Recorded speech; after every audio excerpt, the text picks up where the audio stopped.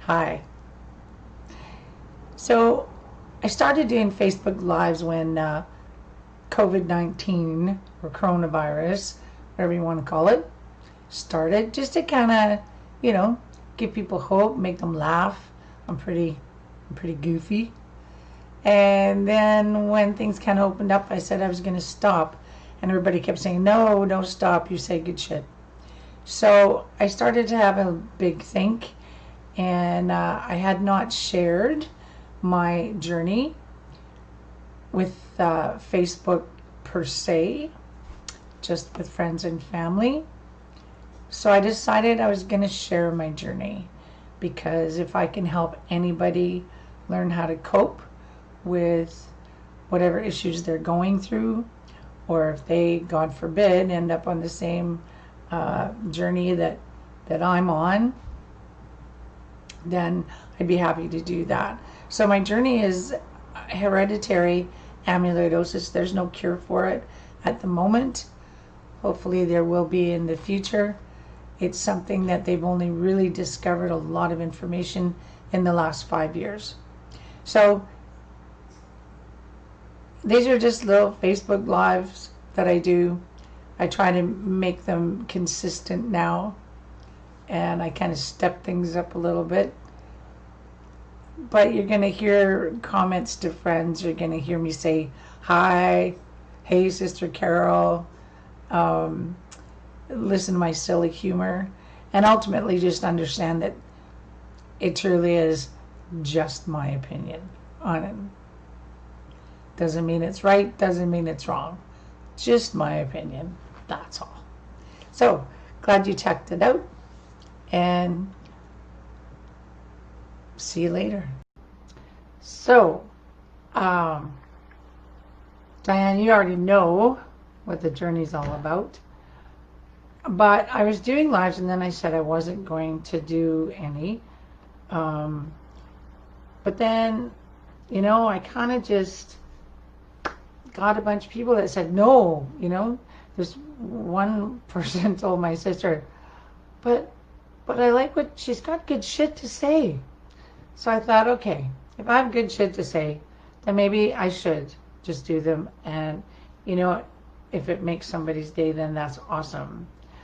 The other thing is that I haven't shared this on Facebook, but I'm now going to share my journey that I'm going through, because I know that there are people that wonder, especially when I do the lives, and I'm wearing really skimpy little tops, and you can see how little I am, why I'm that little. So that's kind of what I'm going to do, is share that story. And I want to preface this by saying I haven't shared it because I didn't want anybody feeling sorry for me.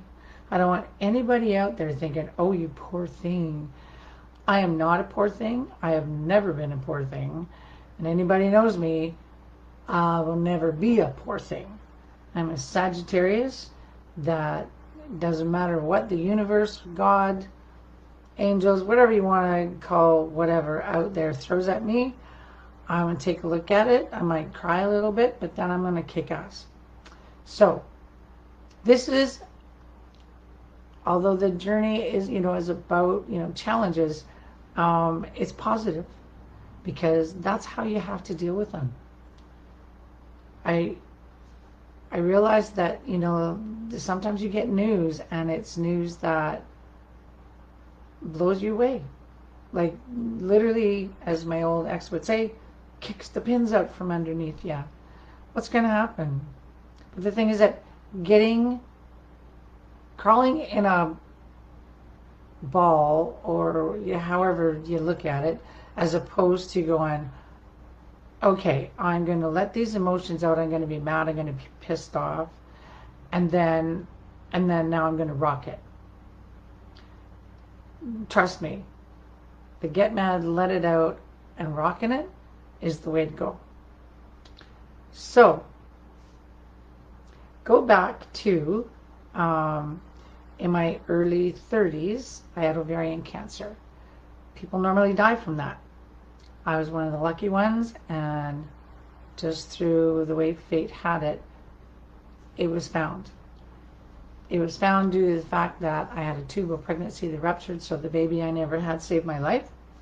However, they found it, and I continued on. I didn't do anything at that point in time.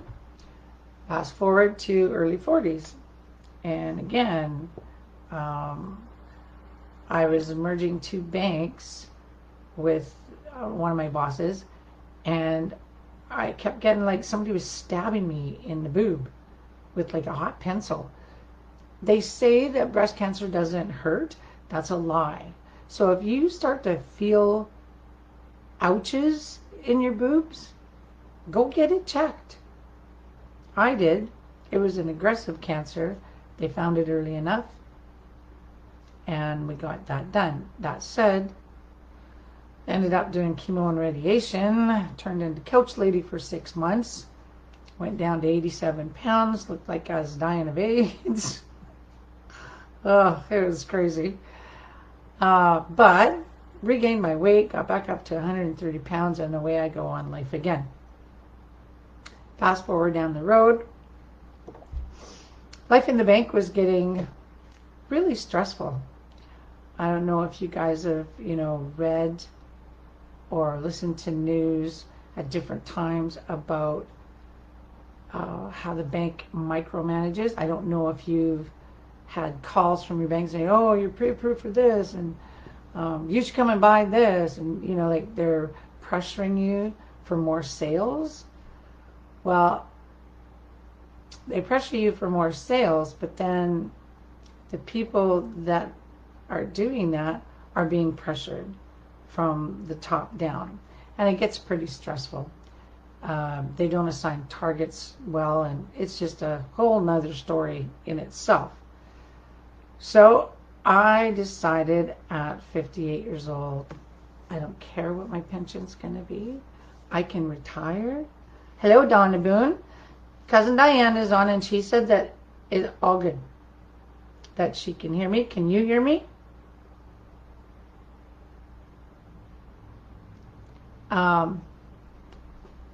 So, yeah, I didn't care what my pension was. I was going to retire. That just kind of set off a chain of events. But then other things started to happen. And here's one of the things that I want to share, and I want you to pay attention to. There are many, many, many illnesses. We don't want to own them, so I don't want to say, mine or yours or whatever. But there are many, many illnesses out there that are really hard to diagnose. And they're little things that happen. And when they start to happen when you're older, right, then a lot of times your doctor, like mine said, oh, you're just getting old. And you say that to me one more time, I'm going to slap you upside the head. So when things start to not be normal for you, don't ignore it. Don't write it off that, oh, you're just getting old. Don't write it off that, oh, I should exercise more. Pay attention to it. Some of the things that I didn't really pay attention to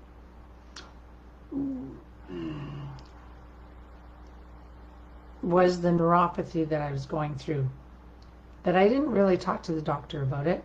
My niece, who is a nurse, I was explaining what was happening. I'd had carpal tunnel in both hands, operated on both hands. It came back on both hands. But then it started to just be more frozen. And I did talk to him about that and said, I'm not doing surgery again. He goes, well, there's no point. He goes, just come back anyway. So, okay, fine.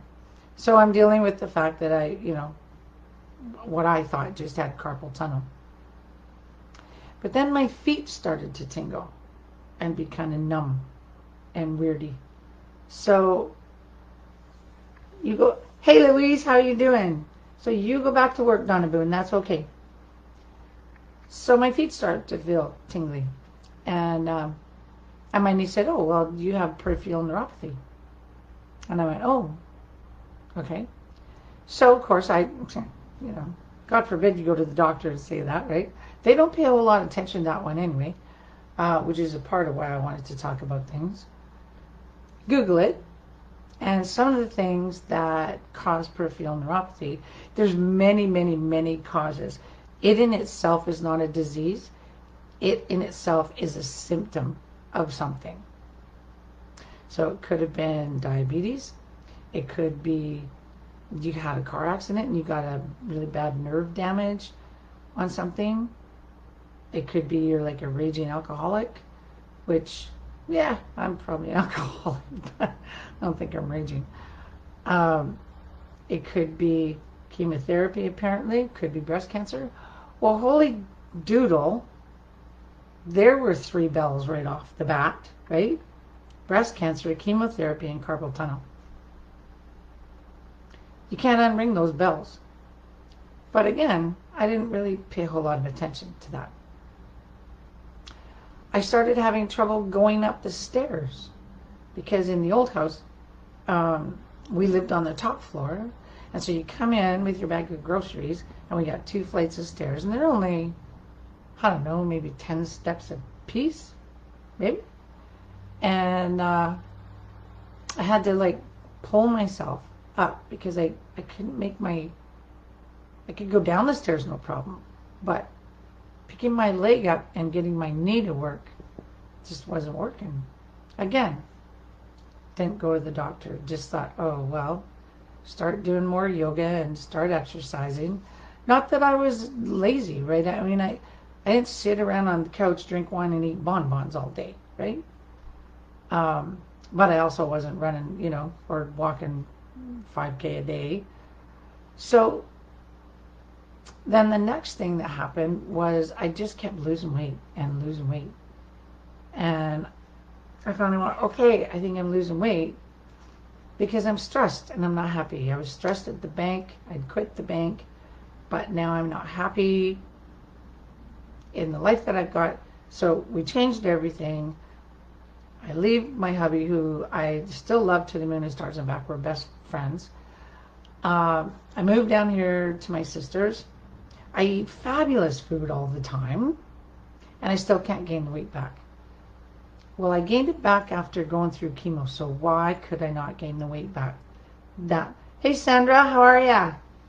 So that made no sense. That was where I went, okay, no, I'm not ignoring this anymore. Went to the doctor and I said, you're going to find out why I can't gain the weight. He goes, well, oh, and I was having fainting spells. So all of these little things, when things start to not make sense and you either lose too much weight or you get dizzy when you stand up or you're having a hard time walking up, like you're getting muscle weakness. When, yeah, okay, maybe you don't exercise and you're not in the gym all the time, but you're not sedentary, right?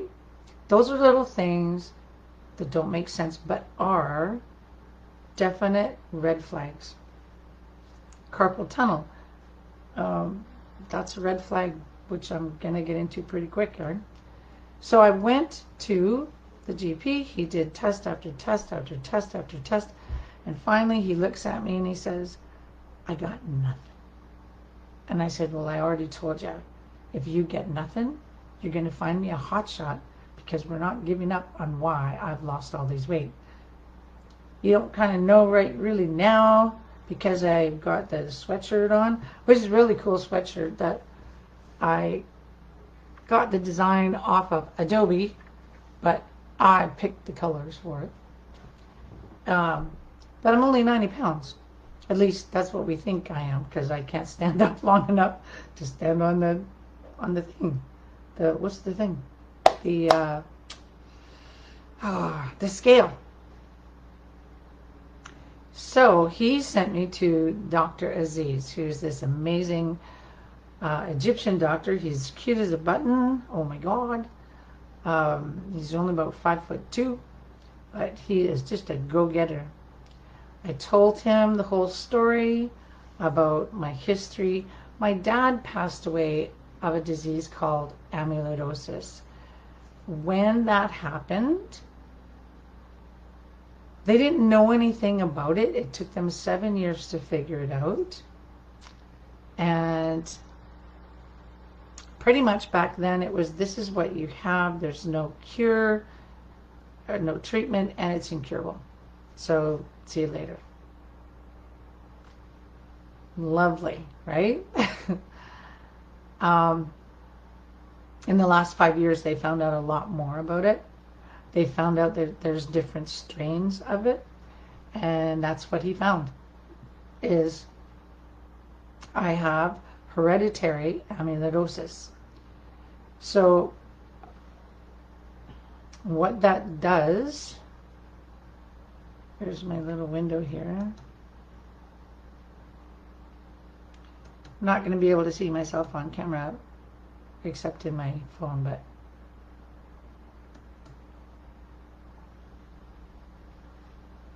so it's a rare progressive inherited disease, and it's caused by a change in a gene that affects the function of a protein in the blood called transthyretin, which that's where the TTR part comes from. It's estimated it affects about 50,000 people worldwide, and it has more than 120 different gene mutations. It's made in the liver. It changes and it misfolds and it makes abnormal shapes known as amyloid fibrils. And what they do is they build up and they form in various deposits in various tissues, organs, commonly in the heart, kidneys, and nervous system. So on to what really does that mean?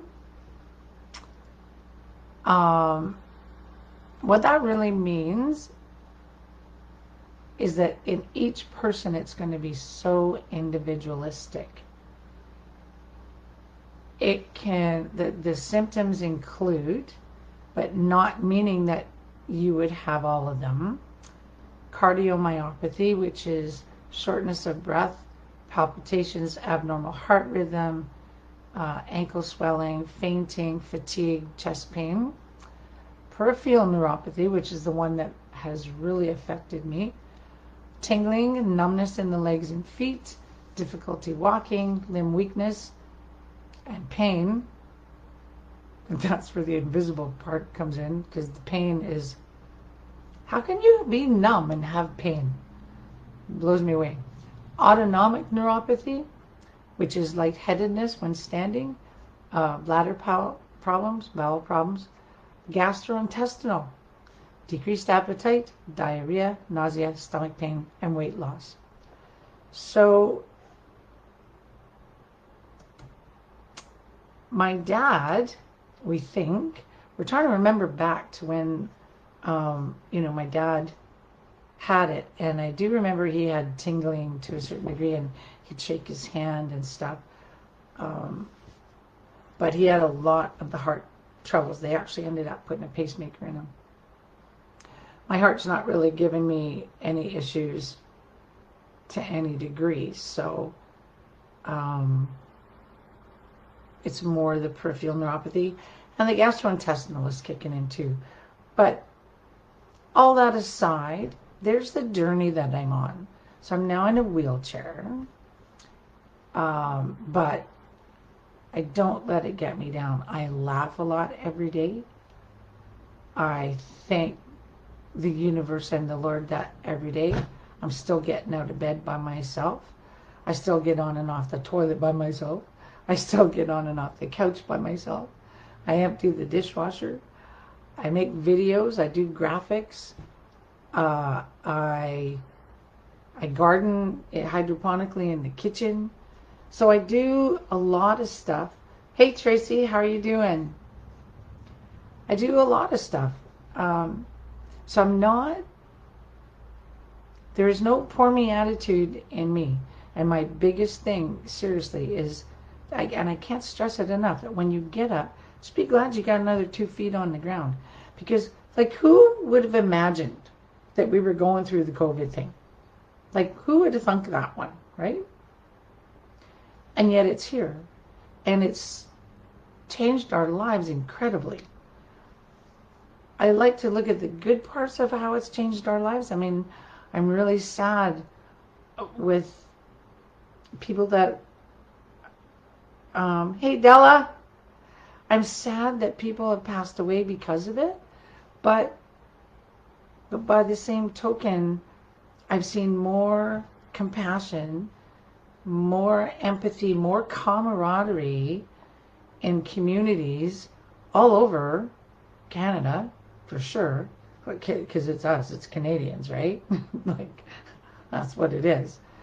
And it's really heartwarming, and it restores my faith in humanity. I've watched, restaurants and pharmacies and grocery stores and, all those first line workers, everybody just do stuff. So that is really, really exciting. And, yeah, it's crappy that we're going through this.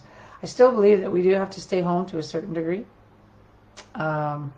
It's important that we look after our health and, yeah, wash our hands, sanitize, all of that kind of stuff. But, yeah, it's going to be a new normal, not the way it used to be. The Venice canals are clear. They can see the Himalayan mountains now. China has a blue sky. All kinds of animals are running around in the empty streets everywhere all over the world. That's pretty cool.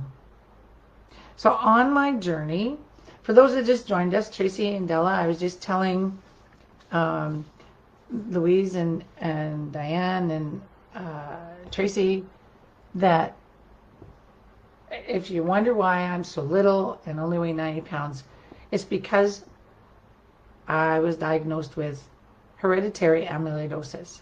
So you have a 50-50 chance if your parent has the gene. And I got the wrong side of 50-50.